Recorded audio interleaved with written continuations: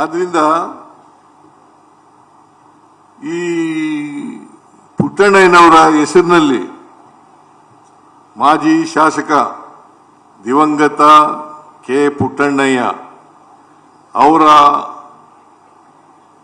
ಹೆಸರಿನಲ್ಲಿ ಒಂದು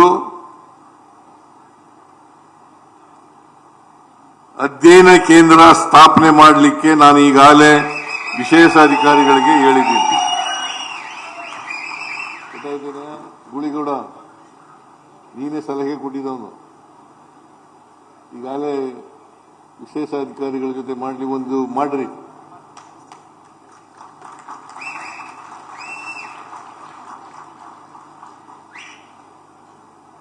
ಅದನ್ನು ಮಾಡಲಿಕ್ಕೆ ಹೇಳಿದ್ದೀನಿ.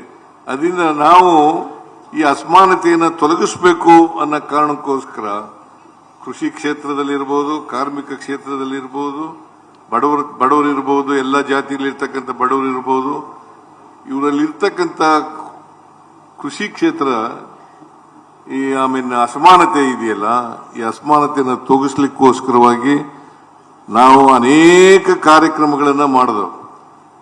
2013ರಿಂದ 2018ವರೆಗೆ ನಮ್ಮ ಸರ್ಕಾರ ಇದ್ದಾಗ, ಮತ್ತೆ 2023ರಿಂದ ಇಲ್ಲಿವರೆಗೆ ಅನೇಕ ಕಾರ್ಯಕ್ರಮಗಳನ್ನು ಮಾಡಿದ್ದೀವಿ. ಯಾಕಂತಂದ್ರೆ ಸ್ವಾತಂತ್ರ್ಯ ಬಂದಿರತಕ್ಕಂಥದ್ದು ಕೆಲವರಿಗೆ ಅಲ್ಲ. ಸ್ವಾತಂತ್ರ್ಯ ಬಂದಿರತಕ್ಕಂಥದ್ದು ನಾವು ಅದು ಯಶಸ್ವಿ ಆಗಬೇಕಾದ್ರೆ ಎಲ್ಲ ಜನರಿಗೂ ಕೂಡ ಆರ್ಥಿಕವಾಗಿ, ಸಾಮಾಜಿಕವಾಗಿ ಮಾತ್ರ ಸ್ವಾತಂತ್ರ್ಯ ಬಂದದಕ್ಕೆ ಸಾರ್ಥಕ ಆಗ್ತದೆ. ಇದನ್ನ ಯಾರು ಹೇಳಿದ್ರು? ಬಾಬಾ ಸಾಹೇಬ್ ಅಂಬೇಡ್ಕರ್ ಅವರು.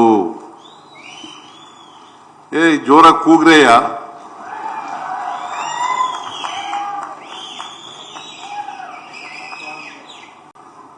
ಬಾಬಾ ಸಾಹೇಬ್ ಅಂಬೇಡ್ಕರ್ ಅವರು ಹೇಳಿದಂತ ಮಾತು ಇದು. ಗೊತ್ತಾಯ್ತಾ? ಅಸಮಾನತೆ ತೊಲಗದೆ ಹೋದ್ರೆ, ಯಾವ ಸ್ವಾತಂತ್ರ್ಯ ಬಂದಿದೆ ನಮಗೆ, ಯಾರು ಅಸಮಾನತೆಯಿಂದ ನರಳುತ್ತಾರೆ ಅವರೇ ಸ್ವಾತಂತ್ರ್ಯದ ಸೌಧವನ್ನ ಧ್ವಂಸ ಮಾಡಿಬಿಡ್ತಾರೆ ಅಂತ ಹೇಳಿದ್ರು.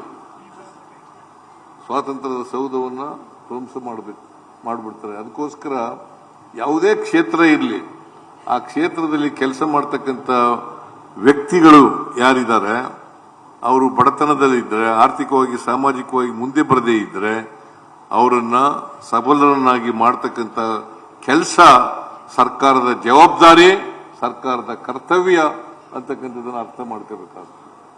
ಅದಕ್ಕೋಸ್ಕರ ನಾವು ಇವತ್ತು ಕೃಷಿ ಕ್ಷೇತ್ರ ಇರ್ಬೋದು, ಕೈಗಾರಿಕಾ ಕ್ಷೇತ್ರ ಇರ್ಬೋದು, ಸೇವಾ ಕ್ಷೇತ್ರ ಇರ್ಬೋದು, ಯಾವುದೇ ಕ್ಷೇತ್ರದಲ್ಲಿ ಕೆಲಸ ಮಾಡ್ತಕ್ಕಂಥವ್ರಿಗೆ, ಬಡವರಿಗೆ ಹೆಚ್ಚು ಮಾಡ್ತಕ್ಕಂಥ ಕೆಲಸವನ್ನು, ಅದಕ್ಕೆ ಎಲ್ಲ ಮಹಿಳೆಯರು ಇಲ್ಲಿದ್ದಾರಲ್ಲ, ಮಹಿಳೆಯರು ಕೈ ಎತ್ತರಮ್ಮ ನೋಡೋಣ.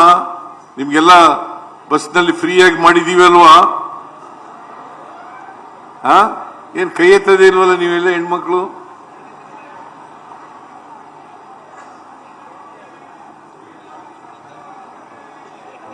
ಗೃಹಲಕ್ಷ್ಮಿ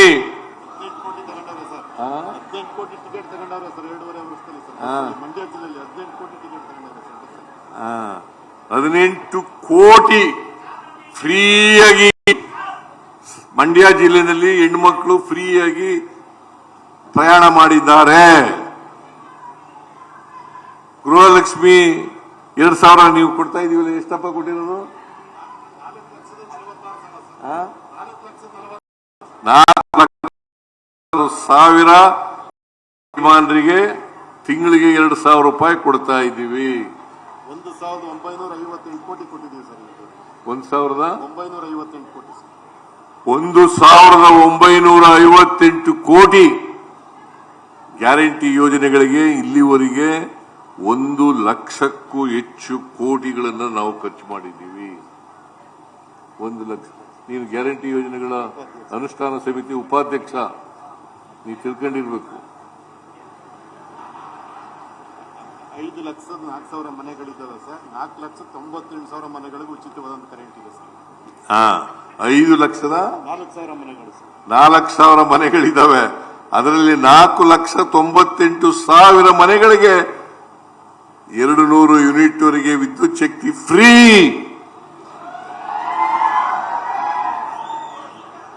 ಎರಡು 4,98,000 480 ಕೋಟಿ ಆಗಿದೆ ಸರ್. ಅದಕ್ಕೆ 480 ಕೋಟಿ. ಹೀಗೆ ನಾವು ಯಾಕೆ ಇವನ್ನೆಲ್ಲ ಕಾರ್ಯಕ್ರಮಗಳನ್ನು ಮಾಡ್ತಾ ಇದ್ದೀವಿ ಅಂತಂದ್ರೆ ಅದು ಸುಮ್ಮನಿರಪ್ಪ. ಈಗ ಮೆಕ್ಕೆಜೋಳದ ಬಗ್ಗೆ ಹೇಳಿದ್ದಾರೆ ಚೆಲುವರಾಯಸ್ವಾಮಿ, ಕಬ್ಬು ಬೆಳೆಗಾರರ ಬಗ್ಗೆ ಹೇಳಿದ್ದಾರೆ. ಇವತ್ತು ಕೇಂದ್ರ ಸರ್ಕಾರ ನಮ್ದು ಏನು ಸಂಬಂಧನೇ ಇಲ್ಲ ಅಂತ ಹೇಳಿ ಕೈ ತೊಳ್ಕೊಬಿಟ್ಟಿದ್ದಾರೆ. ಮೆಕ್ಕೆಜೋಳ ಈಗ ಕಬ್ಬು FRP ನಿಗದಿ ಮಾಡೋರು ಯಾರು FRP ನಿಗದಿ ಮಾಡೋರು? ಫೇರ್ ಅಂಡ್ ರೆಮ್ಯುನರೇಟಿವ್ ಪ್ರೈಸ್ ಅಂತ FRP ಅಂದ್ರೆ ಫೇರ್ ಅಂಡ್ ರೆಮ್ಯುನರೇಟಿವ್ ಪ್ರೈಸ್ ಅಂತ ಕರಿತೀವಿ ನಾವು. ಅದಕ್ಕೆ FRP ಅಂತ ಕರಿತೀವಿ. ಅದನ್ನ ರೇಟ್ ನಿಗದಿ ಮಾಡೋರು ಕೇಂದ್ರ ಸರ್ಕಾರ. 10.25 ರಿಕವರಿಗೆ 3,550 ಕೋಟಿ 50,000 ರೂಪಾಯಿ 3,550 ರೂಪಾಯಿಗಳನ್ನ ನಿಗದಿ ಮಾಡಿ ಒಂದು ಟನ್ಗೆ ಪರ್ ಟನ್ 3,550 ರೂಪಾಯಿ. ಅದರಲ್ಲಿ ಟ್ರಾನ್ಸ್ಪೋರ್ಟ್ ಕಾಸ್ಟು ಮತ್ತು ಕಟಿಂಗ್ ಚಾರ್ಜಸ್ ಸೇರಿದೆ, ಹಾರ್ವೆಸ್ಟಿಂಗ್ ಮತ್ತೆ ಇದು ಸೇರಿದೆ. ಅದನ್ನು ತೆಗೆದ್ರೆ 2,750 ರೂಪಾಯಿ ಆಯ್ತು. ನಾವೆಷ್ಟು ಮಾಡಿದೀವಿ ಈಗ? 50 ರೂಪಾಯಿ ಫ್ಯಾಕ್ಟರಿಯವ್ರು ಕೊಡಬೇಕು, 50 ರೂಪಾಯಿ ನಾವು ಕೊಡ್ತೀವಿ. 100 ರೂಪಾಯಿ ಹೆಚ್ಚಾಗಿ 11.25 ಇಳುವರಿ ಇರ್ತಕ್ಕಂಥ ಕಬ್ಬಿಗೆ 3,300 ರೂಪಾಯಿ ಕೊಡ್ಲಿಕ್ಕೆ ತೀರ್ಮಾನ ಮಾಡಿದ್ವಿ. ಮೆಕ್ಕೆಜೋಳನು ಕೂಡ ಹಿಂಗೆ ತೀರ್ಮಾನ ಮಾಡೋದು. ನಾನು ಚೆಲುವರಾಯಸ್ವಾಮಿ ನಾವೆಲ್ಲ ಕೂತ್ಕೊಂಡು HK ಪಾಟೀಲು ನಾವೆಲ್ಲ ಕೂತ್ಕೊಂಡು ತೀರ್ಮಾನ ಮಾಡಿದ್ದೀವಿ. ಬಹುಶಃ ಅವರು ಯಾಕೋ ಹಿಂದೆ ಮುಂದೆ ಎಳೆದಾಡ್ತಾ ಇದ್ದಾರೆ, ಬಟ್ ಆದ್ರೂ ಬಿಡಲ್ಲ ನಾವು.